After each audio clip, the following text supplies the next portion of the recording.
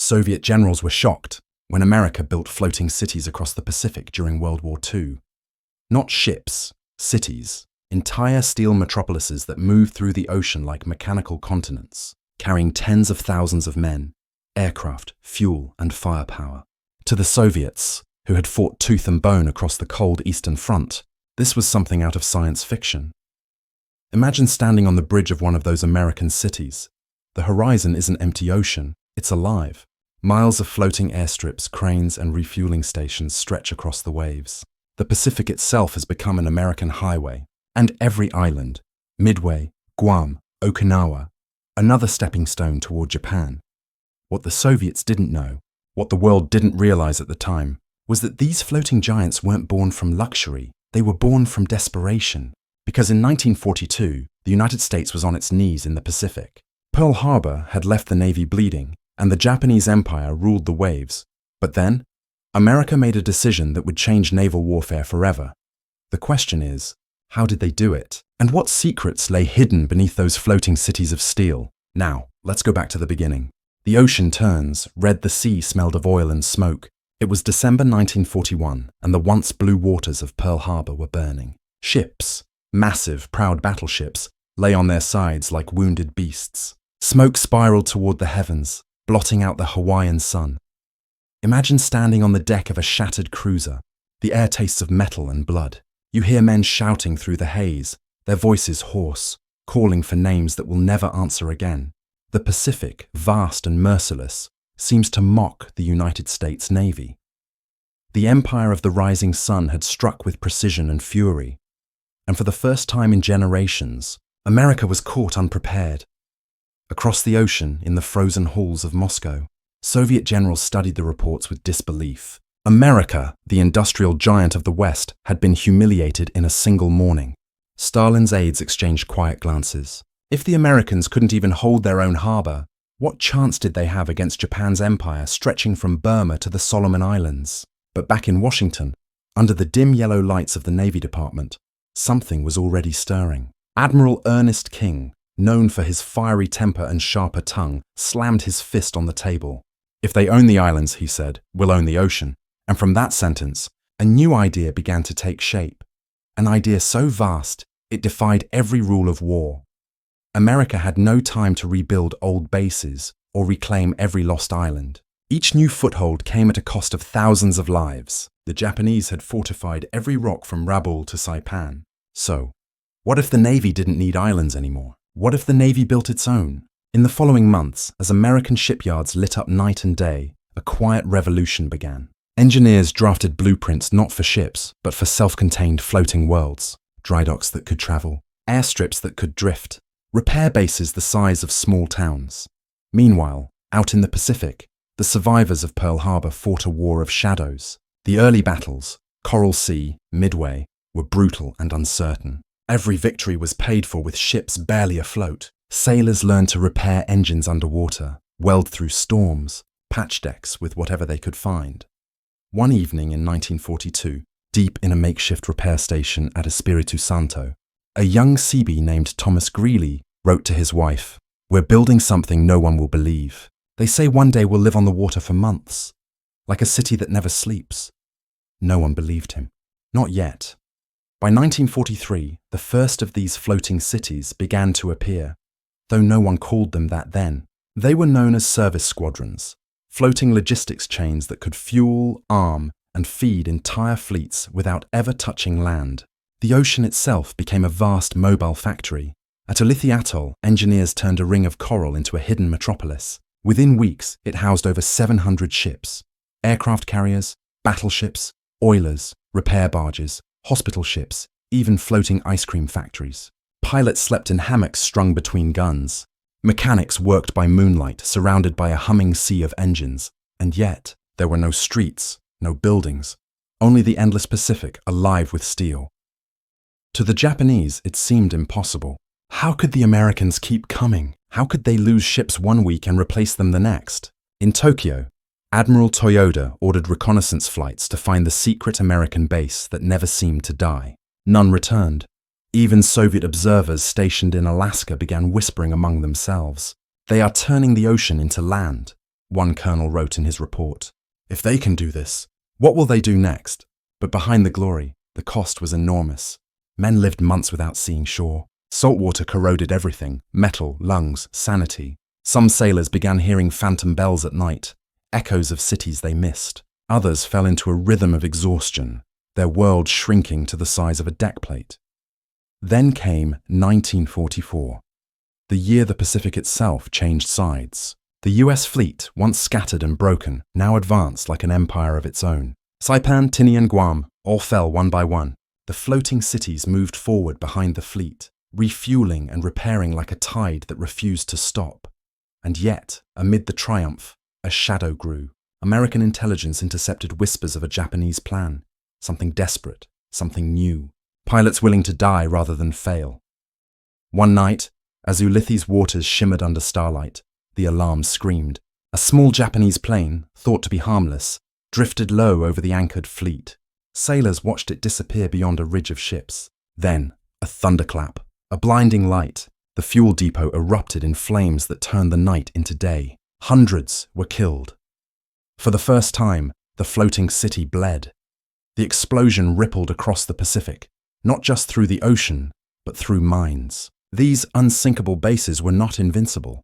The Japanese had found their chink in the armor, and from that night forward, every sailor aboard those steel islands knew that death could come not from waves or storms, but from the sky, in the form of a man who had already said goodbye. Yet even as fire raged, the Americans refused to retreat. By dawn, crews were already rebuilding, welding new decks over twisted steel. Within 48 hours, Ulysses was alive again, smoke rising like breath from a giant refusing to die. When news of this reached Moscow, Soviet generals gathered in silence. They had seen fortresses rebuilt, cities rise from rubble, but an entire naval base reborn overnight, on open water, that was something else entirely.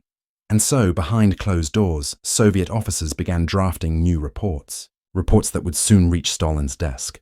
The Americans, one read, have found a way to make war without territory. The ocean is no longer neutral. It belongs to them.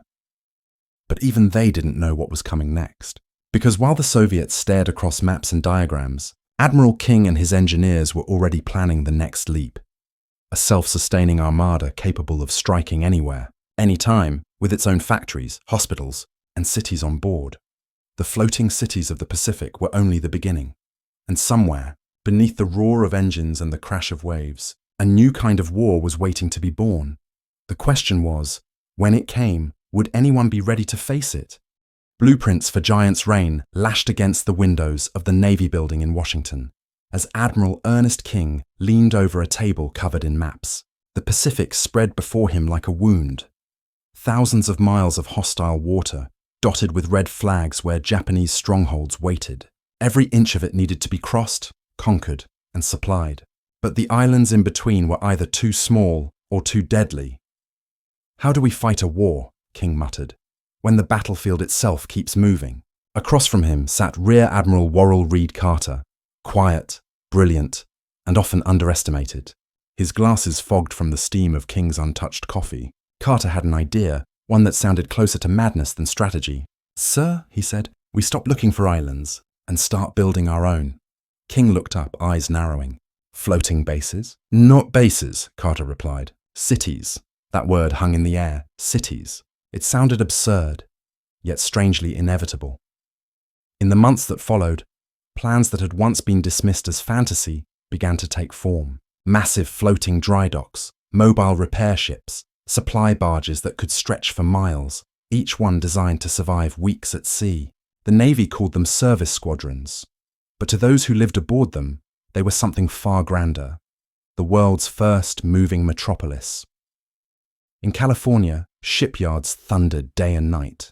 Men worked in 12-hour shifts, welding steel under showers of sparks. The air smelled of hot metal and determination. Women packed rivets into crates. Children collected scrap, and train whistles echoed through the night as new hulls rolled toward the sea. Each vessel was built not just for war, but for endurance. Some carried machine shops capable of rebuilding engines the size of houses. Others were floating fuel tanks, holding millions of gallons of aviation gas. There were floating bakeries, printing presses, hospitals, and yes, even ice cream barges to remind sailors that civilization wasn't completely lost. The Pacific was about to host something the world had never seen, a mobile empire. By early 1944, the first of these floating cities began to converge in secret at a place called Majuro. Thousands of men lived aboard, working, sleeping, fighting storms, and repairing ships that limped in from battle. When enemy aircraft spotted the cluster from afar, they mistook it for a chain of islands. But it wasn't land. It was ambition made steel. At dusk, the horizon glowed with welding torches, and the sound of hammers carried over the water. From above, it looked like a city alive with electricity. Pilots coming in from missions often said it was the most beautiful sight they'd ever seen. It meant safety. It meant they weren't alone in the endless sea. Still, the strain was brutal. The men who built and maintained these floating cities lived in constant exhaustion. The Pacific was vast, its storms unforgiving.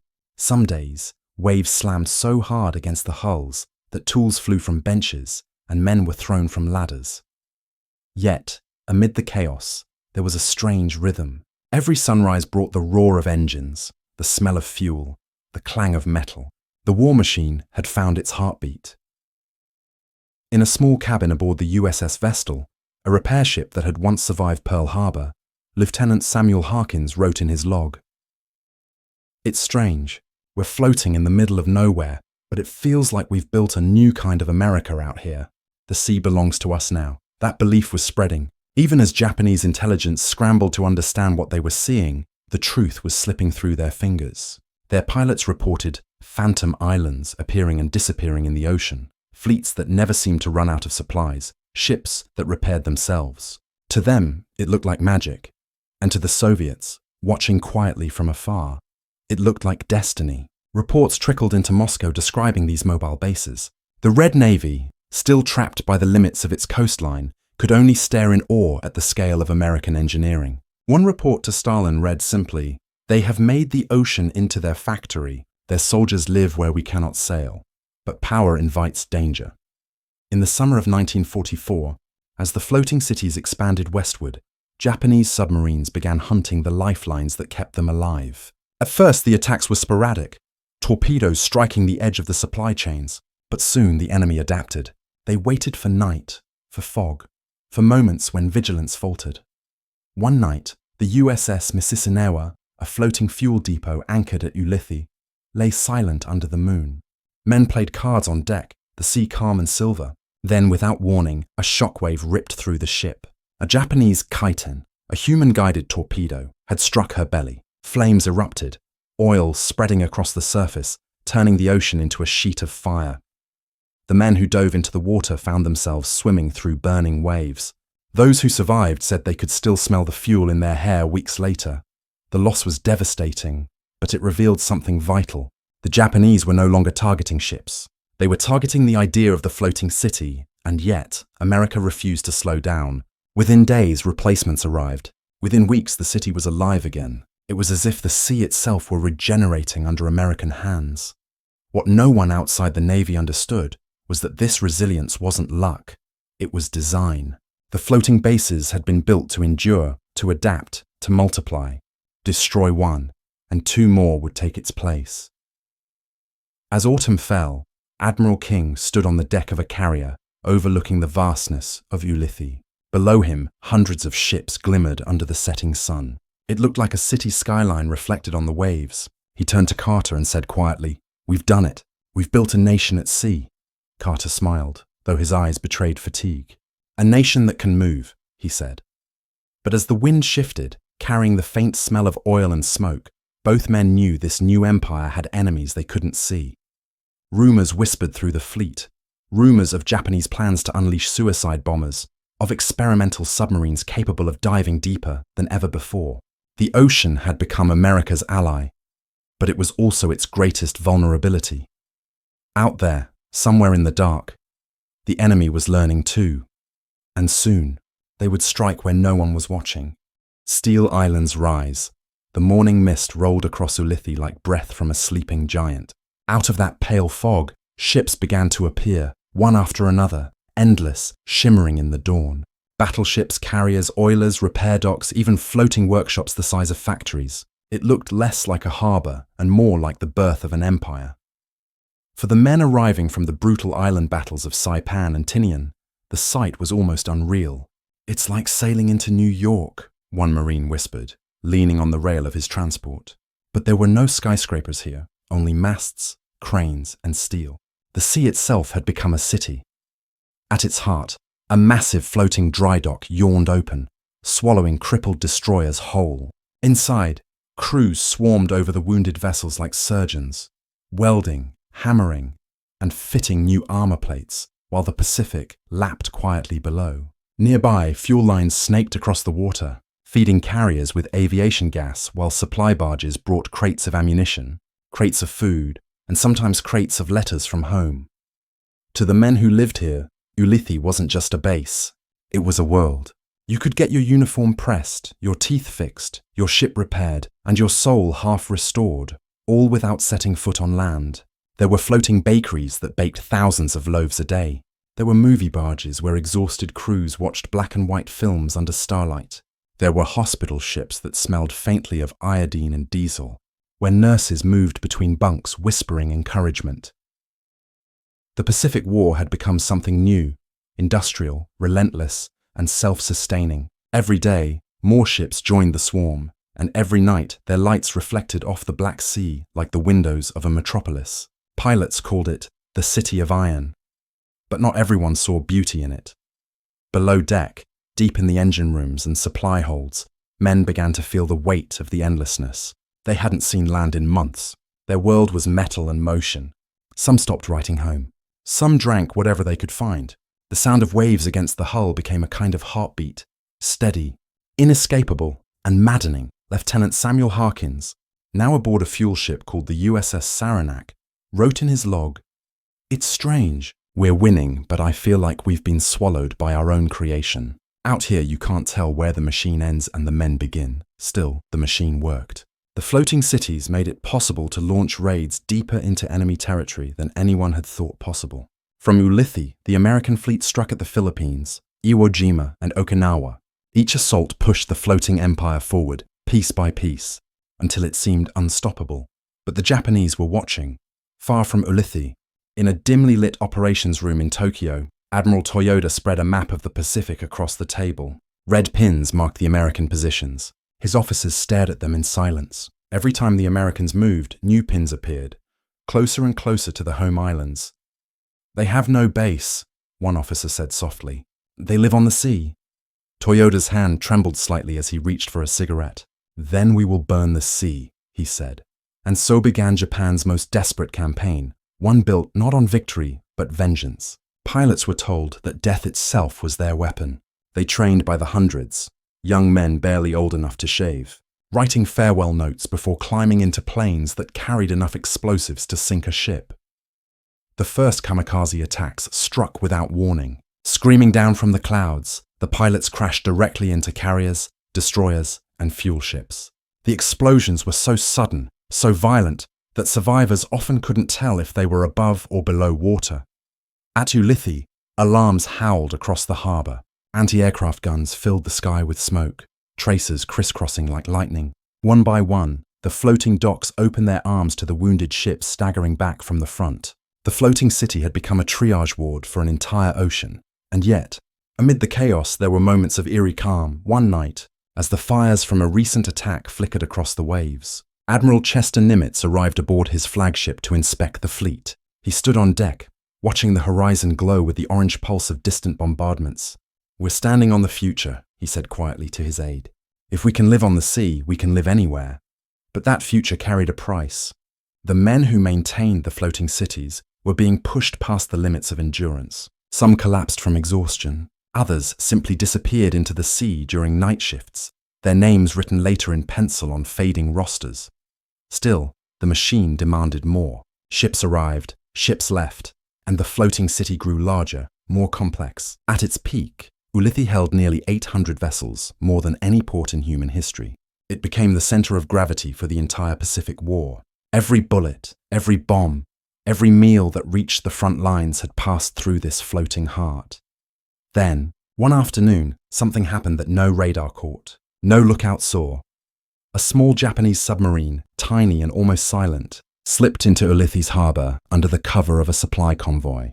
It carried 2 men and a single explosive payload. Moving slowly through the shadows of anchored giants, the submarine crept toward its target, the USS Mississauga, a massive fuel ship loaded to the brim. At dawn, sailors aboard the Mississauga were just waking up when the explosion hit. The blast tore through the hull with a roar that echoed across miles. A column of fire shot into the sky, so bright it turned the morning sun red. Within minutes, the sea itself was burning again. Men dove overboard as the inferno spread, oil turning the water into a mirror of flame. Those who survived would never forget the sound, the hollow thud of fuel drums exploding beneath the waves, one after another, like a beating heart slowing to silence. When word reached the other fleets, there was disbelief. Ulithi, the safest harbor in the Pacific, had been breached. But even as smoke drifted into the sky, the reconstruction began. Crews worked through the night, hauling wreckage, patching lines, clearing the harbor. By morning, ships were refueling again. The floating city refused to die. From Moscow, Soviet observers watched in stunned admiration. Their reports spoke of unbreakable logistics and an army that builds as fast as it destroys. One even wrote, "This is not naval warfare. This is the creation of a second America afloat." But what none of them knew was that beneath the triumph, something else was brewing, a new technology hidden within the Steel Islands that would change warfare forever. And somewhere deep in the Pacific, Japanese codebreakers had just intercepted the first hint of it. Whatever America was building next, it wasn't just a city, it was something far more dangerous. The Empire Strikes Back. The typhoon came before the enemy did. Winds howled across the Pacific like the voice of the ocean itself, ripping through the floating city at Ulithi with a ferocity no weapon could match. Waves as high as buildings rose and crashed against steel hulls, tearing ropes, bending cranes, and sending barrels tumbling like dice on a shaking table. Men clung to railings, praying not to be swept into the blackness. When dawn broke, the storm had passed, but the scars it left were deep. Ships lay battered, lines were snapped, and fuel slicks shimmered on the waves. Yet the fleet held. The floating city had survived nature's test, just in time to face the human one. Only hours later, reconnaissance pilots brought back chilling news. Japanese carriers, what few remained, had vanished from their known positions. It wasn't a retreat, it was a lure. Somewhere out there, in the vastness of the Philippine Sea, the enemy was waiting. Admiral William Halsey received the report aboard his flagship with a grim smile. "They want us to chase them," he said. "So we'll chase, but on our terms." Those terms were made possible by the floating cities. Every ship under Halsey's command could fight longer, strike deeper, and refuel faster than the Japanese could imagine.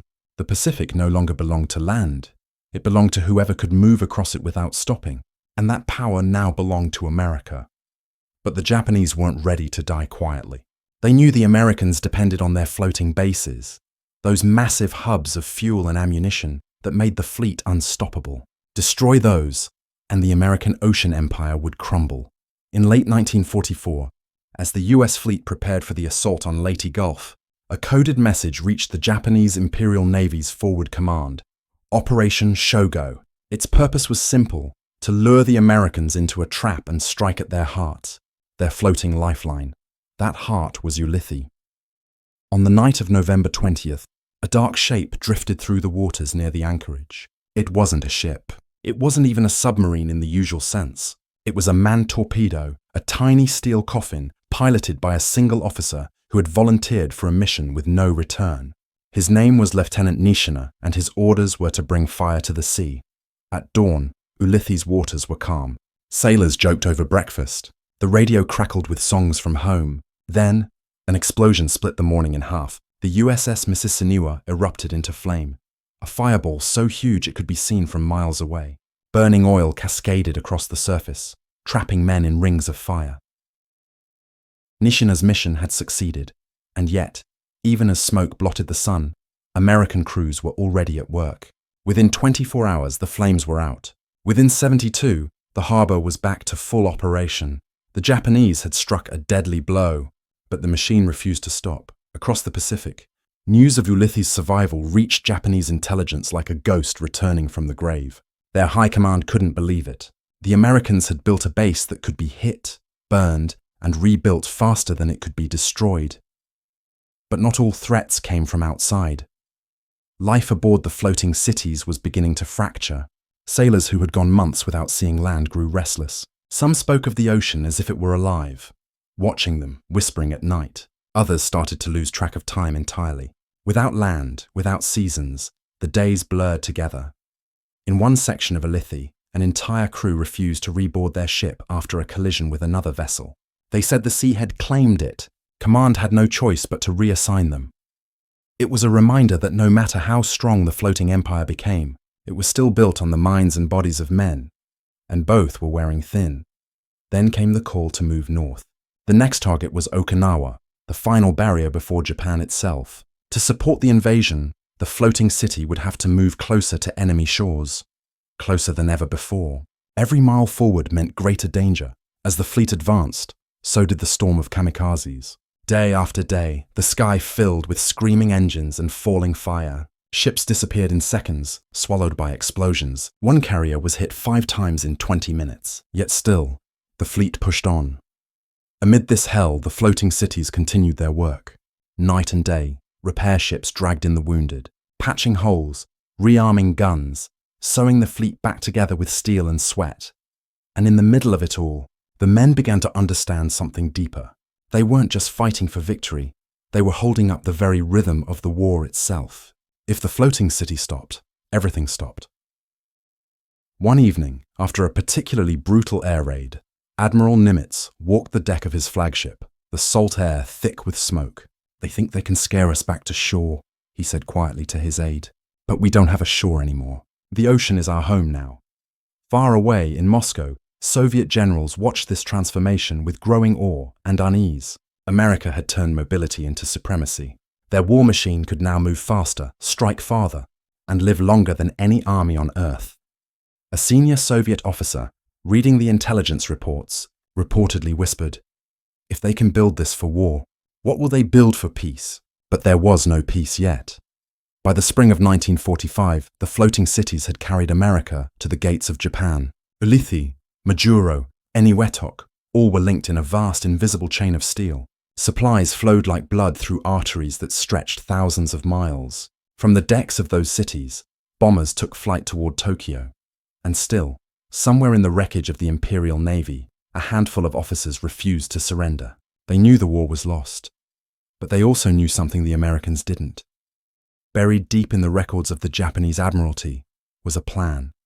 A desperate, final experiment designed to strike at the American fleet, not with planes or submarines, but with something entirely new. Something that could reach the heart of those floating cities and set the ocean itself aflame.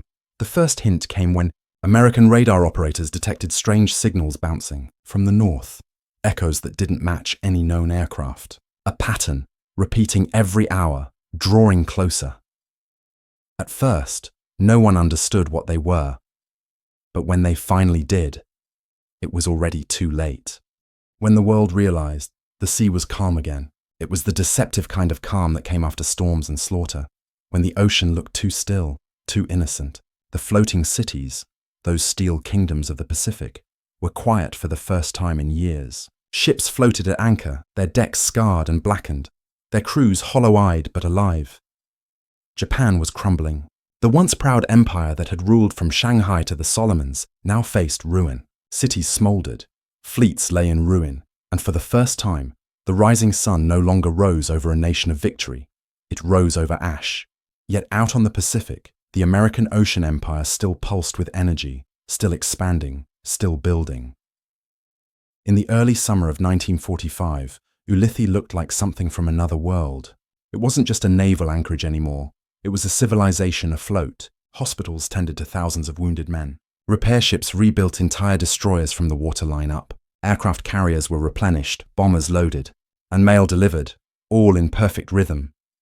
It was here that Soviet naval officers arrived, their uniforms stiff and eyes wide, invited to observe the final American operations against Japan. They had come expecting efficiency. What they found was something far beyond it.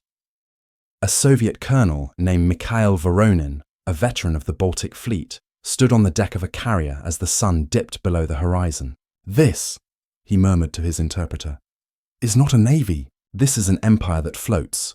He wasn't wrong. By July, the floating cities had reached a size that defied imagination. Nearly 1,000 vessels connected by supply lines that stretched across the Pacific like veins. Men could be born, fight, fall in love, and die without touching land. Some even joked that after the war, they'd just keep sailing forever.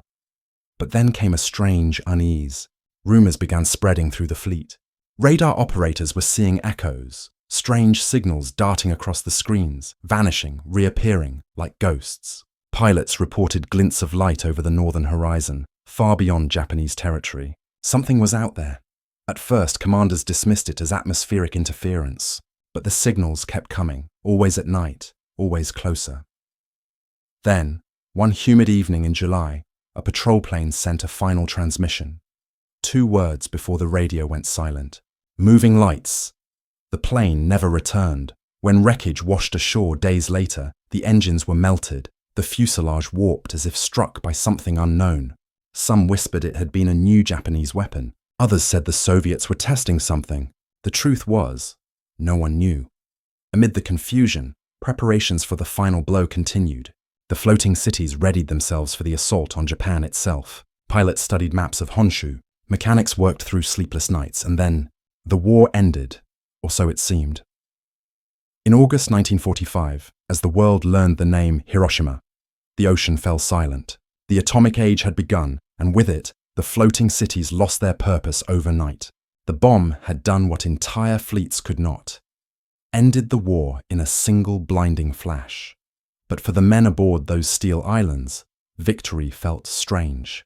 Some cheered, others stared out across the waves, wondering what all the suffering had been for.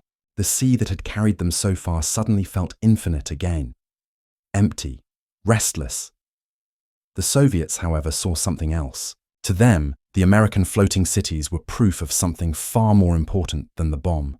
They were proof that the United States had mastered mobility, the ability to wage war anywhere, without land, without borders. It terrified them.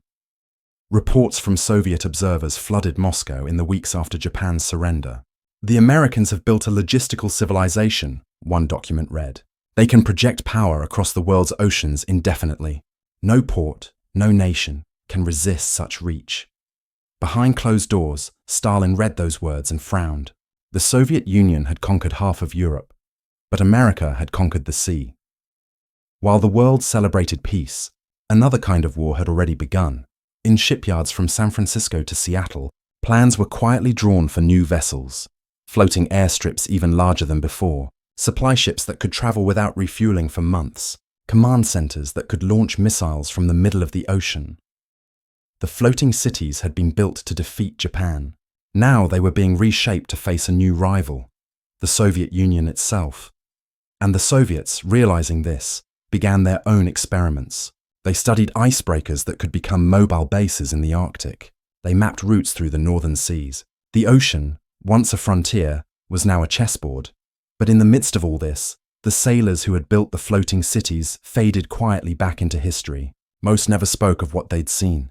The endless noise, the fires, the nights when the ocean glowed with oil and flame.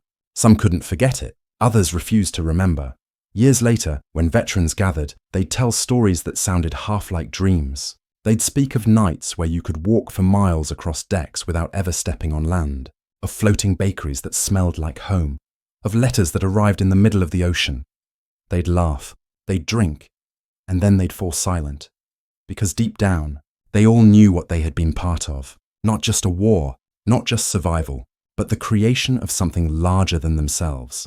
A floating world. And as the Cold War dawned, the world began to understand what the Soviets had seen at Ulithi all those years ago. America had learned to live without land, to make the sea itself a weapon, a nation, a home. Even now, in the modern age, when aircraft carriers span the horizon and drone fleets sail without crews, the ghosts of those first floating cities remain.